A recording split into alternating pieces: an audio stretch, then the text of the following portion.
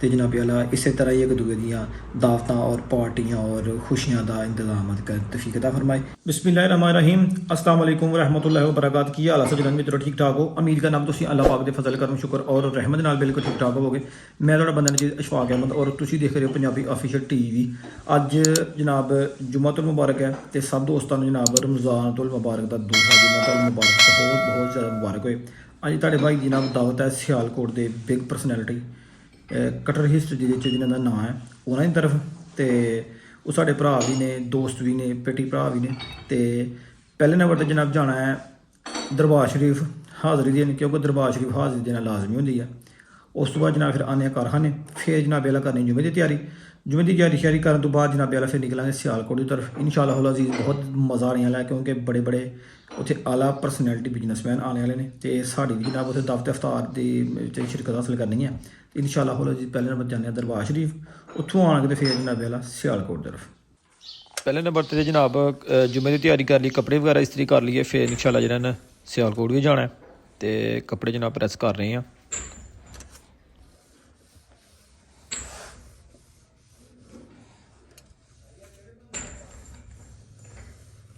लो जी कपड़े अपने जनाब हो गए प्रैस, हूँ खत करवाइए।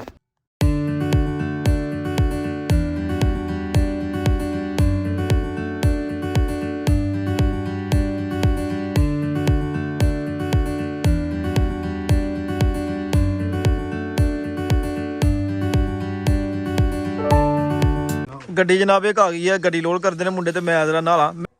अल्हम्दुलिल्लाह जी रेडी हो गए हैं, गड्डी भी लोड हो गई है और जुम्मा तो अदा करने वास्ते जा रहे हैं। अल्हम्दुलिल्लाह जी जुम्मा अदा करके आ गए हैं और गड्डी वजन भी करवा दिता है। तो जुम्मे वाले दिन मुंडिया ने अपनी रूटीन जी सीधी पतरी करनी होंगी है, मतलब कई ने सौना होंगे, कई ने कपड़े इस्त्री करने होंगे, कई ने कपड़े धोने होंगे ने, कई ने 100 तरह के काम मामले करने होंगे। आओ देखने मुंडे जनाब की कर रहे हैं।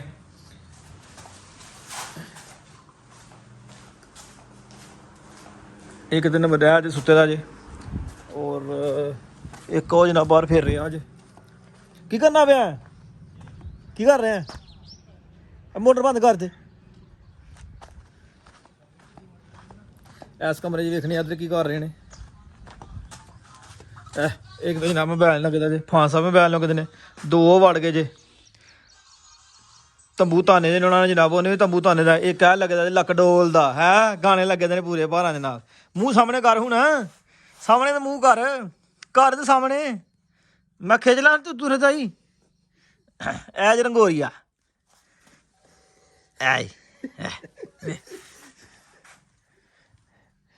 वखरे वखरे जनाब। ठीक है जी, ओके ओके। वखरे वखरे जनाब तंबू इधर ताने दे ने, तो मोबाइल जनाब लगे दे ने पूरे भारां दे नाल जनाब वाला। असीं घड़ी के सौ लीए तो फिर जनाब इंशाअल्लाह 5 बजे निकले सियालकोट। अल्हम्दुलिल्लाह जी नमाज़ असर अदा कर ली है तो जनाब लेट हो गई है, 5 बज के 10 मिनट भी हो गए और जनाब निकले हैं सियालकोट।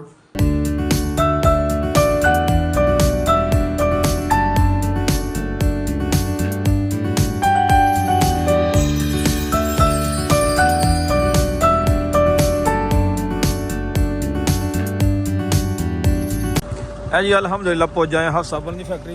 अल्हम्दुलिल्लाह जनाब खैर रफी नाल अफ्तारी में कोई 5-4 मिनट रह गए हैं और असं पहुँच जाए हैं। ऐसा जनाब गड्डी खड़ी आ और मुंडा जनाब वेलकम करने वास्ते बाहर खलोता है तो इंशाअल्लाह अज़ीज़ हूँ जरा सीधा जनाब दस्तरखान के उत्ते।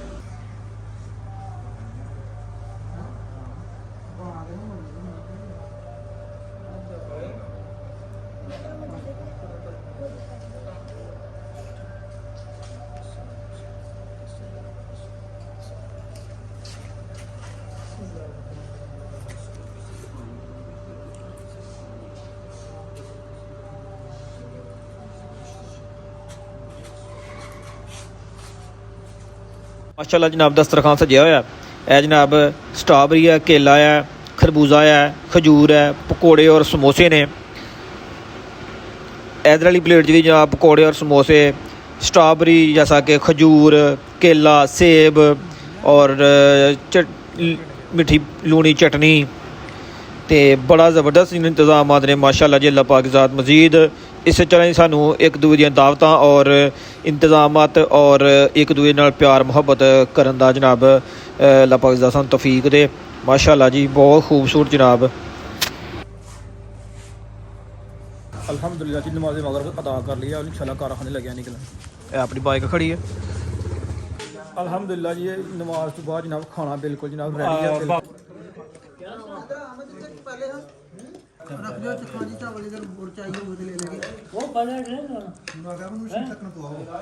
कोला पकड़ो ना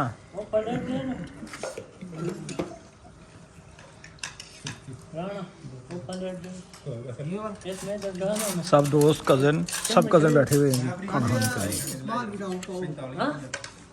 के लिए थोड़ा डालो भाई थोड़ा सुभान तू किधर आएगा सुभान उधर हम अहमद उड़नो अहमद उड़नो आ रहा चलो जी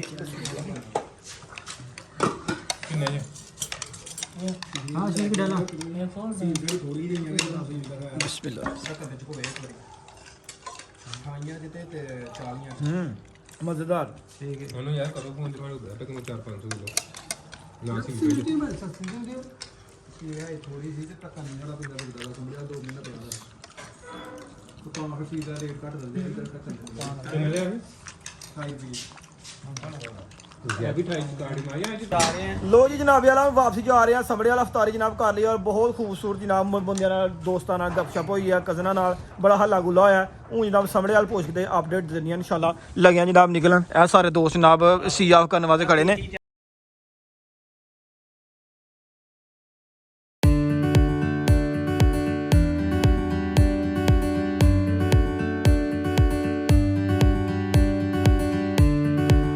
अल्हम्दुलिल्लाह जी बाहफाजत समड़े वाल कारखाने पुज गए हैं तो अफतारी के जनाब बहुत ज़्यादा इंतजाम किए गए साहब साहब ने माशाल्लाह बड़ा एक मज़ा आया और बड़ी खुशी हुई है कि सारे भरा असीं अज मिल के बैठे थे तो अल्लाह पाक की ज़ात साढ़े इस भाइयों के दरमियान मज़ीद बरकतां और रहमतां और प्यार और खलूस और इखलाक अच्छा करन दी तौफीक अता फरमाए और सब भाइयों के कारोबार में मज़ीद बरकत अता फरमाए तो जनाब अल्लाह इस तरह ही एक दूसरे दियाँ दावतां और पार्टियां और खुशियां का इंतजाम कर तौफीक अता फरमाए इंशाअल्लाह अज़ीज़ एक नवी वीडियो है कि फिर तुहाडी खिदमत में हाज़िर होवांगे अज दा व्लॉग करने इत्थे खत्म अपने मेज़बान बंदे ने चीज़ अशफाक है दो इजाज़त अपना बहुत सा ख्याल रखना दुआओं याद रखना फ़ी ईमानिल्लाह ओके अल्लाह हाफिज़।